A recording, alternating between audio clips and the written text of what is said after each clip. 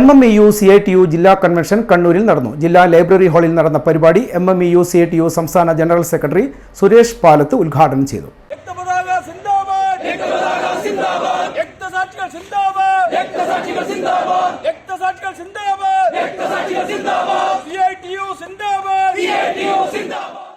മണി chain കമ്പനികൾക്കെതിരെ സർക്കാർ നിയമ നടപടികൾ ശക്തമാക്കുക, നിയമവിധേയമായി പ്രവർത്തിക്കുന്ന കമ്പനികളെ സംരക്ഷിക്കുന്നതിനായി സർക്കാർ നേതൃത്വത്തിലുള്ള മോണിറ്ററൈസിംഗ് മെക്കാനിസം ശക്തമാക്കുക, ഡയറക്ട് സെല്ലിംഗ് രംഗത്തെ തൊഴിലാളികൾക്ക് ക്ഷേമനിധി ആനുകൂല്യങ്ങൾ സർക്കാർ നടപ്പിൽ വരുത്തുക, മണി ചെയിനും മൾട്ടി ലെവൽ മാർക്കറ്റിംഗും രണ്ടും രണ്ടാണെന്ന് പൊതുസമൂഹത്തെയും അധികാരികളെയും ബോധ്യപ്പെടുത്തുന്നതിനായുള്ള പ്രവർത്തനങ്ങൾ ശക്തിപ്പെടുത്തുക, മേഖലയിലെ പ്രയാസം അനുഭവിക്കുന്ന തൊഴിലാളികളുടെ പരാതികൾ പരിഹരിക്കുന്നതിനായി ഏകീകൃത പരാതി പരിഹാര സെൽ രൂപീകരിക്കുക തുടങ്ങിയ ആവശ്യങ്ങൾ കൺവെൻഷൻ പ്രമേയത്തിലൂടെ ആവശ്യപ്പെട്ടു.